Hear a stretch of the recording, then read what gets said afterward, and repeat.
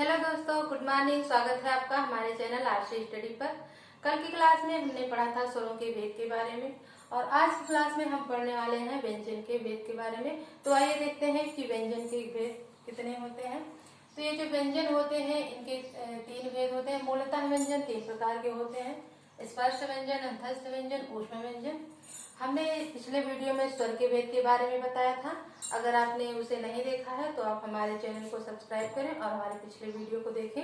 उसमें हमने स्वरों के भेद के बारे में आपको बताया है कि स्वर कितने प्रकार के होते हैं, उच्चारण स्थान के आधार पर कितने प्रकार के होते हैं, ओठों की बनावट के आधार पर कितने प्रकार के होते हैं। और आज इसी तरह हम आपको व्यंजन के भेद के बारे में बताएंगे कि व्यंजन के भेद। तो जैसे व्यंजन जो होते हैं ये तीन टाइप्स के होते हैं, जैसे स्पर्श व्यंजन, अंतस्थ व्यंजन और ऊष्म व्यंजन। ये स्पर्श व्यंजन किसे कहते हैं? पिछले वीडियो में हमने आपको बहुत अच्छे तरीके से समझाया था कि स्पर्श व्यंजन किसे कहते हैं।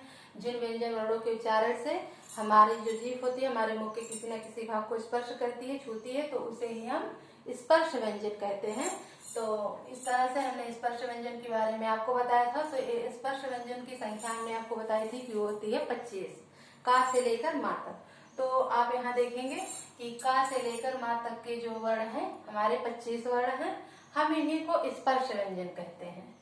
हम इन्हीं को स्पर्श व्यंजन कहते हैं। जो का से मा तक के वर्ण हैं इसे हम स्पर्श व्यंजन कहते हैं और इनकी संख्या है 25।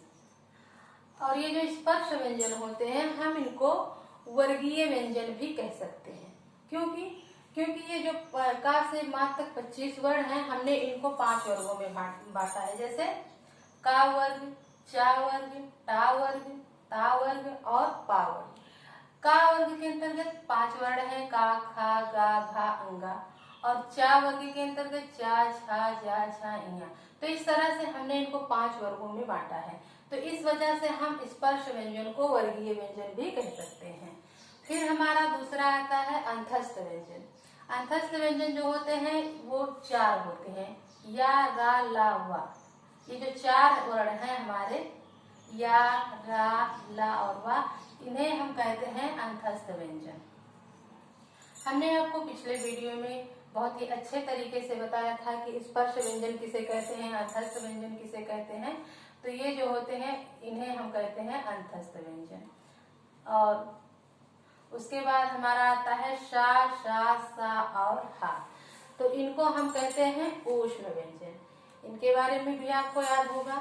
अगर आपको याद नहीं आ रहा है तो आप हमारे चैनल को सब्सक्राइब करें और जो हमारा पिछला वीडियो है स्वर के भेद के बारे में, और हमने एक वीडियो में आपको बताया था स्वरों की मात्राओं के बारे में। तो उसमें हमने 52 वर्णों के बारे में आपको बताया था। तो उसमें हमने इन तीनों को बहुत अच्छे तरीके से समझाया था कि स्पर्श व्यंजन, अंतस्थ व्यंजन और ऊष्म व्यंजन क्या होते हैं। तो इस तरह ये हो गए ऊष्म व्यंजन।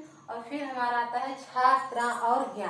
तो ये जो छात्रा ज्ञा होते हैं हम इनको कहते हैं संयुक्ताक्षर व्यंजन। इनको हम कहते हैं संयुक्ताक्षर व्यंजन। इनको हम कहते हैं संयुक्ताक्षर व्यंजन। इसके बारे में भी हमने आपको बताया था कि हम इनको संयुक्ताक्षर व्यंजन क्यों कहते हैं, क्योंकि जब दो वर्णों के योग से जो वर्ण बनते हैं हम उनको कहते हैं संयुक्ताक्षर व्यंजन। जैसे कि हमने आपको समझाया था कि छा है तो हमने का और प्लस शा, इनके योग से हमने ये नया वर्ण हमारा बना था छा। तो ये संयुक्ताक्षर व्यंजन जो होते हैं ये दो असमान वर्णों के योग से बनते हैं। जैसे हमने लिखा है का और शा, ये समान वर्ण नहीं है, तो इन्हें कहते हैं संयुक्ताक्षर व्यंजन।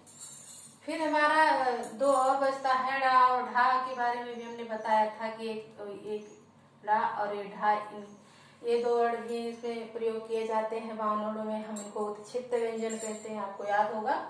उसके बाद हमारा आता है स्पर्श व्यंजन हो गया, अंतस्थ व्यंजन हो गया, ऊष्म व्यंजन हो गया। फिर हमने संयुक्ताक्षर व्यंजन के भी बारे में आपको बताया। अब हमारा एक और व्यंजन आता है द्वैत व्यंजन। ये जो द्वैत व्यंजन होते हैं ये कैसे व्यंजन वर्ण होते हैं? तो ये जो द्वैत व्यंजन वर्ण होते हैं ये दो समान वर्णों के योग से बनते हैं, दो समान व्यंजनों के योग से बनते हैं। जैसे कि हमने आपको स्वर के भेद में बताया था कि दो समान स्वरों के योग से दीर्घ स्वर बनते हैं, उसी तरह से दो समान व्यंजनों के योग से और ये द्वित्व व्यंजन बनते हैं। तो द्वित्व व्यंजन का उदाहरण हम देते हैं, जैसे कि हमने लिखा है शक्कर।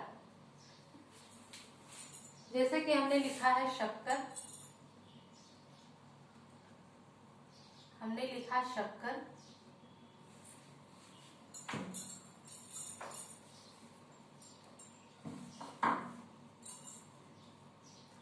तो हम इसमें देख सकते हैं कि यहाँ पर आधा का और यहाँ प्लस का, तो यहाँ आप देख रहे होंगे कि यहाँ का और का, यहाँ दो समान व्यंजन वर्ण है। यहाँ दो समान व्यंजन वर्ण की वजह से हम इनको कहते हैं द्वैत व्यंजन। हम इनको क्या कहते हैं? द्वैत व्यंजन कहते हैं। तो इस तरह से हमने देखा कि दो समान वर्णों के योग से जिनका निर्माण होता है, हम उनको द्वैत व्यंजन कहते हैं। तो हमने व्यंजन के भेद के बारे में आपको बताया, स्पर्श व्यंजन, अंतस्थ व्यंजन, ऊष्म व्यंजन, और फिर हमारा संयुक्ताक्षर व्यंजन, और फिर हमारा आ गया द्वैत व्यंजन। व्यंजन के बारे में हम आपको और भी बताएंगे, लेकिन आपने सबसे पहले आपको करना है हमारे वीडियो को लाइक, शेयर, और अगर आप हमारे चैनल पर नए हैं तो हमारे चैनल को सब्सक्राइब करें और हमारे पिछले वीडियो को देखिए और हमें ज़्यादा से ज़्यादा मोटिवेशन मिले। आपसे बस यही कहना था।